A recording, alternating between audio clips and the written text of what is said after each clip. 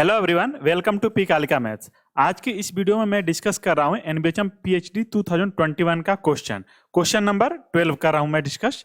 और बहुत ही बेहतरीन क्वेश्चन है। इसको आप रियल एनालिसिस के मेथड से भी कर सकते हैं, कैलकुलस के मेथड से भी कर सकते हैं, एंड अप्लाइड में जो कैलकुलस और वेरिएशन है उसके मेथड से भी कर सकते हैं। तो चलिए शुरू करते हैं और देखते हैं कैसे इसको इजीली करेंगे, क्योंकि एग्जाम में हमें क्विकली करेक्ट आंसर पे पहुंचना होता है। तो हमें इजी मेथड और वैसा मेथड यूज करना है जिससे हम जल्दी आंसर पे पहुंच सके। नोट करने की जरूरत नहीं है, सॉल्यूशन यहाँ डिटेल में लिखा हुआ है, तो आप इसको बाद में नोट कर लेना। अभी आप इसको समझिए कि कैसे आपको एग्जाम में सोचना है और कैसे कौन सा मेथड आप चूज करोगे। ठीक है, लास्ट में डिस्प्ले कर दूंगा, इसको नोट कर सकते हो आप, या डिस्क्रिप्शन बॉक्स में लिंक भी रहेगा तो वहां से आप डाउनलोड कर सकते हो। तो चलिए शुरू करते हैं अपना हम लोग सोल्यूशन की कैसे इसको सोल्व करेंगे। क्वेश्चन में आपको क्या दिया गया है?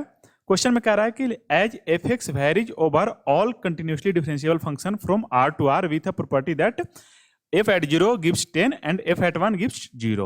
Okay, then you have to find the minimum of this function, right? Then what will be your approach? Okay, तो ऐसे क्वेश्चन में क्या करना है आपको? इस टाइप के क्वेश्चन में आपको ज्यादा दिमाग लगाने की जरूरत नहीं है। आप सिंपली क्या करिए, एक ऐसा फंक्शन सोचिए जो इसको सेटिस्फाई करे। अब रही बात कि आप कैसे सोचेंगे कि कौन सा फंक्शन होगा जो इसको सेटिस्फाई करेगा, तो बिल्कुल सिंपल वे में स्टार्ट करिए। यहाँ पे कह रहा क्वेश्चन में कि 0 पे 10 देगा। ठीक है, तो आपको सोचना हो तो आप पोलिनोमियल फंक्शन के बारे में सोचना। ठीक है, क्योंकि पोलिनोमियल फंक्शन में आप इजीली कर सकते हो। कोई और भी फंक्शन आप सोच सकते हैं जो इस प्रॉपर्टी को सेटिस्फाई कर रहा हो, बट इजीनेस के लिए आप पोलिनोमियल फंक्शन सोच सकते हैं।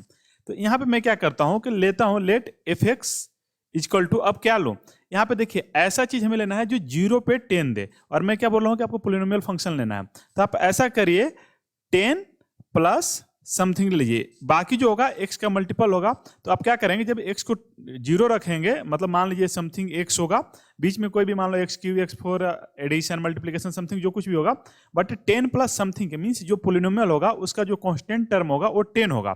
तो आप x को 0 रखेंगे तो बाकी पोर्शन जो होगा 0 हो जाएगा, एंड जो बचेगा रिमाइंडर आपका वो 10 बचेगा। तो f0 पर आपको 10 मिल जाएगा। ये कुछ इस टाइप का भी हो सकता है, 10 plus ax plus bx square plus C X Q, इस टाइप का कोई भी फंक्शन हो सकता है। तो मुझे एकदम सिंपल से सिंपल फंक्शन लेना है, राइट। तो यहां पे मेरे को पहला पता चल गया कि मेरे को 10 लेना है। ओके, अब नेक्स्ट में क्या करूंगा, हमें ऐसा लेना है कि 1 पे 0 दे दे। तो ये 1 पे कब 0 देगा? तो सबसे सिंपल हम लेते हैं, अगर ये प्लस 10 है और हम इसमें कुछ जोड़े या घटाए, तो मान लो कि समथिंग प्लस हमने ऐड किया और इक्वल टू 0 आ गया, तो इसका वैल्यू क्या होगा? -10। तो -10 कब आना चाहिए? 1 रखने पे -10 आना चाहिए। तो इसको हम क्यों ना -10x ले लें। ठीक है, तो अब देखिए क्या आपका गिवन क्वेश्चन को सेटिस्फाई कर रहा है, जो भी आपका हाइपोथेसिस दिया हुआ क्वेश्चन में। इसको अगर हम थोड़ा सा और स्टाइल में लिखना चाहें तो ऐसे लिख सकते हैं 10 - 10x। ठीक है, सबसे इंपॉर्टेंट यही चीज है कि आप कैसे कौन सा फंक्शन चूज करते हैं। तो अब क्वेश्चन में देखिए, आपके क्वेश्चन में कह रहा है कि 0 पे 10 होना चाहिए एंड 1 पे 0 होना चाहिए। तो ये सेटिस्फाई कर रहा है। अगर आप 0 रखेंगे तो ये वाला पोर्शन 0 हो जाएगा और ये आपका 10 दे देगा, एंड जब 1 रखेंगे तो 10 - 10 आपका 0 दे देगा। तो दोनों ही हाइपोथेसिस सेटिस्फाई कर गया क्वेश्चन का। ठीक है, तो इस चीज को हम हटा देते हैं। तो यहां से हमें पता चल गया कि ये फंक्शन गिवन हाइपोथेसिस को सेटिस्फाई कर रहा।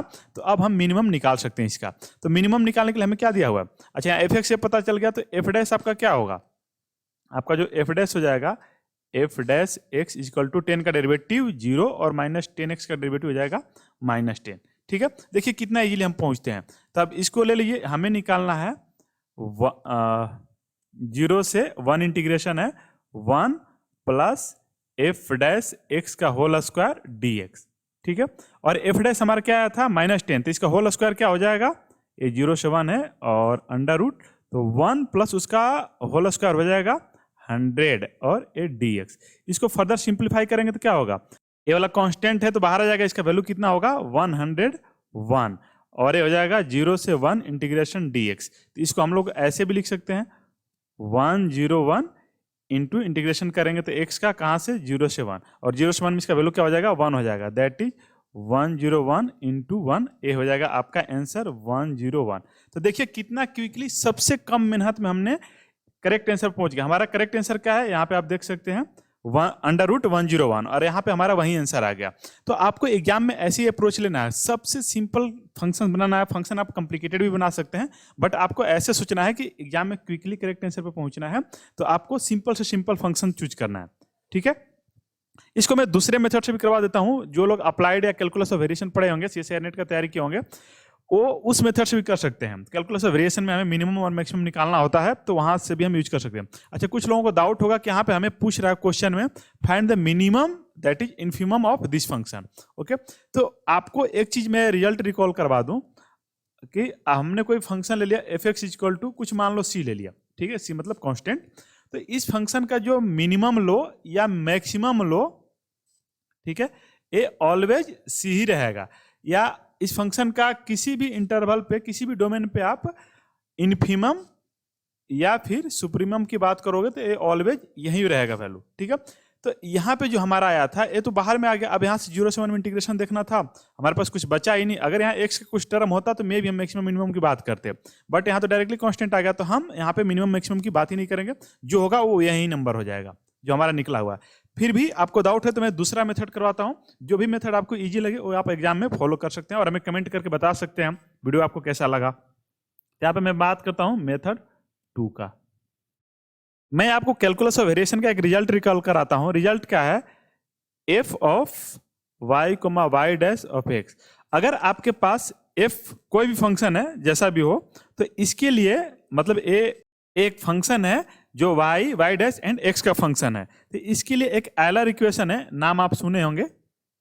ठीक है, आयलर इक्वेशन ये बहुत इंपॉर्टेंट है और कैलकुलस ऑफ वेरिएशन में फ्रीक्वेंटली यूज होता है। सीएसआई नेट में हर बार इस पे बेस्ट क्वेश्चन आता है।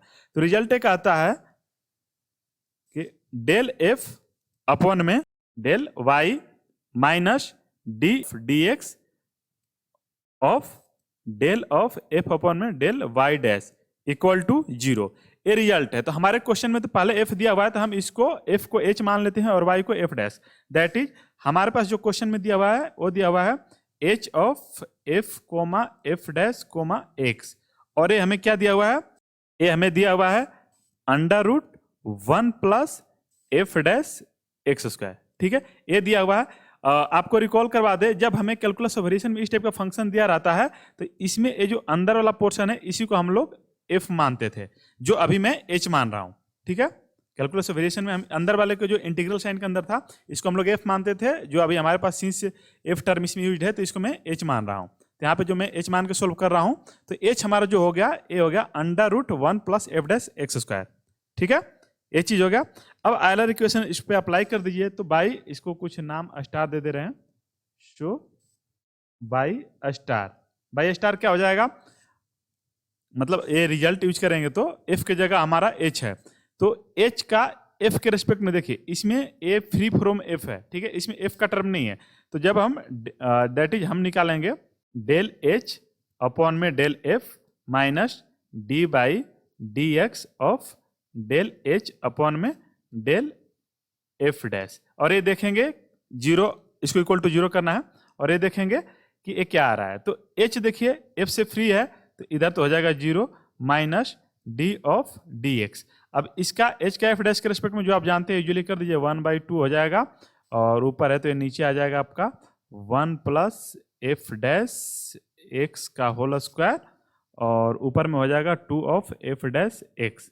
ठीक है, और ए इक्वल टू 0 है, तो इक्वल टू 0 है तो कोई भी फंक्शन का या कोई भी फंक्शन जो भी है, फंक्शन वैल्यू जो भी दिया हुआ उसका डेरिवेटिव अगर 0 आ रहा, इसका मतलब वो फंक्शन का वैल्यू क्या होगा? कांस्टेंट होगा। तो यहाँ से 2 से 2 आपका कैंसिल आउट हो जाएगा, तो इसको सिंप्लीफाई करेंगे तो हमारे पास आ जाएगा of F dash x under root में जो भी है इक्वल टू 0। तो ए इसका डेरिवेटिव 0 आ रहा, इसका मतलब ये हुआ कि ए टर्म आपका कांस्टेंट टर्म होगा, right. F dash x A under root में है आपका 1 प्लस एफ डैश स्क्वायर। ठीक है, और ये चीज हो गया आपका कांस्टेंट। इसको फर्दर सिंप्लीफाई करिए, तो इसको फर्दर सिंप्लीफाई करेंगे तो हमारा आ जाएगा F X is equal to plus minus C upon में 1 minus C square X plus D. ठीक है, ए डी कोई कांस्टेंट ही है यहाँ पे, इस पूरे कांस्टेंट को मैं कुछ C1 नाम दे दे रहा हूँ। ठीक है, तो ये हमारा हो जाएगा C1 एक्स प्लस डी। ठीक है, तो यहाँ से अब वैल्यू निकालिए। आपका दिया हुआ है कि F0 पे 10 होगा एंड F1 पे 0 होगा, यही कंडीशन हमारा दिया हुआ है। तो 0 रखेंगे तो देखिए 0 रखेंगे तो F0 पे आपका 10 है और इधर क्या हो जाएगा C इंटू 0 0 प्लस D, तो दैट इज आपका निकल गया कि D इक्वल टू हो जाएगा 10। उसी तरह जब f ऑफ 1 इक्वल टू 0 रख के सोल्व करेंगे तो आपका आ जाएगा C इक्वल टू -10। ठीक है, तो यहाँ से आपका फंक्शन जो बन जाएगा वो बन जाएगा f(x) equal to C1 equal to -10 हो जाएगा। तो C1 इक्वल टू -10 तो हो जाएगा -10x प्लस 10। तो यहाँ से देखिए ये वही चीज निकल गया -10x प्लस 10, और हमने शुरू में क्या माना था, यहाँ पे देखिए 10 माइनस 10x, तो दोनों सेम आ गया और ये फंक्शन पता चलते ही हम आगे काम कर सकते हैं। तो आपको अल्टीमेटली करना यही चीज है। अगर आप चाहें तो डायरेक्टली मान ले या फिर कैलकुलस ऑफ वेरिएशन वाले मेथड से यूज करें, जो भी आपको इजी लगे वो मेथड आप फॉलो कर सकते हैं। तो मैं सजेस्ट करूंगा कि मेरे अकॉर्डिंग पहला वाला मेथड इजी है और सेकेंड वाला मेथड थोड़ा सा कॉम्प्लिकेटेड है, क्योंकि इसमें कैलकुलेशन करना पड़ेगा। कोई जरूरी नहीं है कि पहला वाला मेथड हर जगह वर्क करे, बट आपको सोचना इसी तरह से। तो जब आप क्वेश्चन प्रैक्टिस करेंगे तो इस टाइप के बहुत सारे क्वेश्चन मिलेंगे, तो आपके दिमाग में बैठ जाएगा कि कब कौन सा एग्जाम्पल लेना है और कैलकुलस वाला वेरिएशन वाला शुरू करना है या फिर इससे शुरू करना है। जहाँ कॉम्प्लिकेटेड हो वहाँ आप कैलकुलस वेरिएशन वाला मेथड से जा सकते हैं, बट यहाँ क्वेश्चन में देखिए जब सिंपल दिया हुआ है तो कैलकुलस वेरिएशन वाला मेथड से जाने की जरूरत नहीं, आप डायरेक्टली भी ऐसे जा सकते हैं। बशर्ते आप जो फंक्शन मान है उसके एक बार क्रॉस वेरीफाई कर लीजिएगा जो क्वेश्चन में हाइपोथेसिस दिया उसको सेटिस्फाई कर रहा है कि नहीं कर रहा है। ठीक है, तो मैं PDF डिस्प्ले कर दे रहा हूँ, जो लोग नोट करना चाहें वीडियो पॉज करके नोट कर सकते हैं, एंड लिंक डिस्क्रिप्शन बॉक्स में दिया हुआ है तो आप वहाँ से भी डाउनलोड कर सकते हैं। तो आई होप ये वीडियो आपको पसंद आएगा। आज के लिए बस इतना ही, थैंक यू।